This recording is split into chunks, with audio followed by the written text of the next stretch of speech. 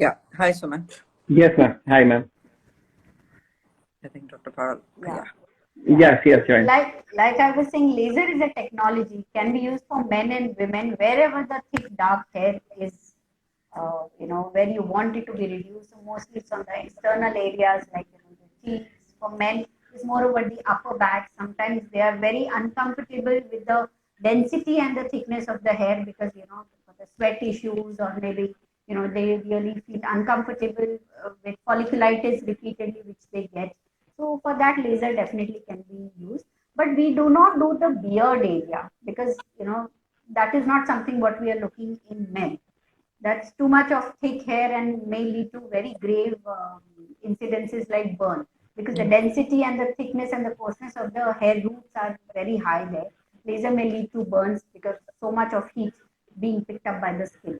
So beard is not, but beard shaping, then you can do fine hair on the earlobes, mid-brow, you can do arms, chest, abdomen. But like I said, the basic alignment will be just for a light reduction of density and maybe the coarseness of the hair. So don't look very hairy kinds, but it's manageable for your lifestyle. But never that you will have a very clean shape, a clean chest or a back. That doesn't happen in men. And the other question I had, Parul, is that sometimes, quite often these days we have young girls who are, going abroad to study, and obviously they cannot continue with their laser there.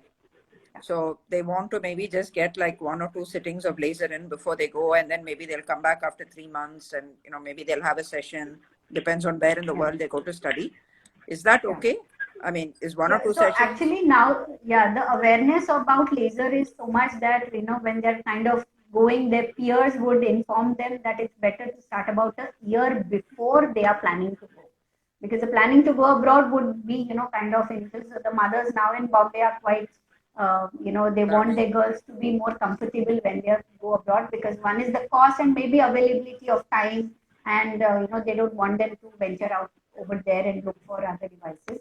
So they start about a year before, and by and large, then we complete about say 6 sessions to 7 sessions, 8 sessions, which is quite fine. When they go and come back for a vacation, that's when they do the maintenance sessions. But in a scenario where they just do about 2 sessions and then they are gone for 6 months or 1 year, definitely the results are going to be compromised. I mean, there you really can't help it. They would maybe not go out over there to do laser, but only shave in the hostels or in the universities. So that's maybe not really going to help for a long extent. Hair reduction though will happen in 2 sessions, but then there's a big gap. Yeah. There's going to be big gap for the next session, and that's where the hair is growing again. So maybe 90% of the potential comes back, and when you come back for a vacation, the hair is maybe it will be the same. So that doesn't really work. I mean, we tell them then it's better not to kind of think about later. Maybe you can just ask her to do some temporary methods. So about a year before would be much decent, reasonable, and they're very happy by the time they've gone, and they can, and whatever spurts out in between, it's quite manageable by a razor or a hair removal cream or something like that when they are in the university. So all of our viewers who are thinking about it, please reach out as soon as you can. Yes. And also in these girls, if there is acne, then something we can dig into and look if there is some kind of hormonal abnormality as well. So we have time to work on the entire spectrum. Yeah, that's important. The time. Yeah. So I think the main point is the treatments take time, and you should not expect results instantly. When it comes to derma treatments, ma'am, Parul ma'am would also add to that. Patient expect that I have just applied this cream and next week my problem is gone. If it is a fungal or okay, it's what they expect. When the pigmentation is there, within next week or 15 days, the pigmentation is going to go. But there is underlying cause is also being treated. So especially in derma, you would agree, ma'am, that we have to make the patients more aware that any dermatological therapy is going to take at least 3 months or 6 months, or at least 1 year to get rid of that problem. hair loss or let's say about your acanthosis or anything. So we have customer care who get calls that I have started using your product, but I am not getting any result. How many days you use? Almost it is 25 days. My hair loss has not stopped. So there are multiple expectations when it comes to patients, ma'am. Everybody wants that faster result.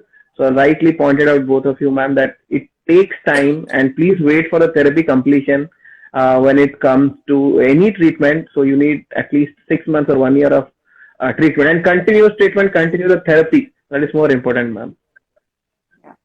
Also, I'm very happy that now PCOS awareness amongst the society is getting more, popular, and big Bollywood stars and Hollywood stars, are flaunting on their Instagram page their story about PCOS, and how, and they also share some tips of how they've come down with the weight, and what it costed them. So I think these kind of awareness and shout out programs, and connecting with local viewers will encourage them to approach a doctor, and take care of their health much earlier, because PCOS again we see much in about 10 to 13 years, which is more devastating, and it's really playing, the hormones are really playing abnormal in your body. It's time that the mothers also get aware of acanthosis, acne, hair loss, and not think that it is very normal, or maybe even hirsutism for that matter. If you feel it's abnormal, please approach a doctor for your kid. Absolutely. Right. So, these open platforms are really doing well for awareness nowadays. Yeah. Yes, and I think one more last question I had. One last question. The question was by a man that this Instagram session is for a woman, but I want to know, I am not getting beard, what to do? And I actually wanted to ask Dr. Parul, because I get people referred for that reason, because they say it's a hormonal problem and they refer it to the endocrinologist. And I have not on, I mean, at least about once in 3 to 6 months, there will be a young boy who comes who's not getting a, beard. Yeah, who's not getting enough hair growth. In some of them, I've actually tried to use DHEAS. I measure their basic hormone levels. Obviously, we go through the same hormonal profiling. We make sure their testosterone levels are okay. But particularly, I've seen this about 2 to 3 times. I mean, in others also. But this condition called thalassemia, where they get the repeated blood transfusions and their ferritin levels are high and they have problems. Because of the slight delay in puberty or whatever, they tend to have and then that is also a problem for them, while we are talking about this unwanted hair among girls, but among boys, among men also, this is quite a distressing issue that, they're not having that, and the rest of the body hair is good, their chest hair, their, and their muscular development, all that is good, but they just don't have this. And it's obviously some sort of I don't know, like you were pointing out, the sensitivity of the hair to the hormone is not maybe. there. Yeah. But is there any dermat treatment for it? Not really. I mean, unless you really see the minoxidil, which is actually for a different purpose, for reducing the rate at which the thick hair is finding out, won't even work here, because the hair follicle itself is not very mature. So I think I can't really think of anything else. I mean, transplant is something then what these people do subject to, hair transplant. So getting a new beard altogether, it's a big work. But then yes, if you really can't grow naturally, then you have to pluck it out from somewhere and plant it in the area and see how it goes. So beard transplantation is quite done now. Ma'am, but nowadays most of the you see there is a new trend of OTC companies products coming in for beard, especially for men. So they claim that we will help you to grow your beard, we'll make it more black, more shiny. But now, if you see after listening, is that true? Means how exactly? And most of the combinations, rightly said, ma'am, most of them they have either minoxidil or some hair growth added to that, and they say that add this serum to your beard and it'll start growing more, or it'll grow faster and go bigger. So a lot of men ranges now started coming up, especially for men. They are products only for beard. So how that is going to work, ma'am? I mean, you can always try. Though I've tried a few solutions for eyebrow growing and eyelash growing, and you have that compound in the market which helps in growing the thickness and the length of it. So that's quite. Lashizma is the brand name also, and it does give decent kind of result. But I'm not very sure about the beard if these things work over there. I'm not very sure. That's interesting. I didn't realize Thank you. your Thank you. eyelash growing. Yeah, Yeah. If I was younger, I may have wanted to try it. So those are all questions what we received, ma'am. Yeah. Shall we? Any audience like to ask anything? We have people I think still there joining was in. I a- think that is I saw a question in the previous session about hair fall, but I think maybe, yeah. like I said, we'll do that in the next session. Next session, Something yeah. on There was a contamination. question. Water contamination and hair loss. So I think next session is on that.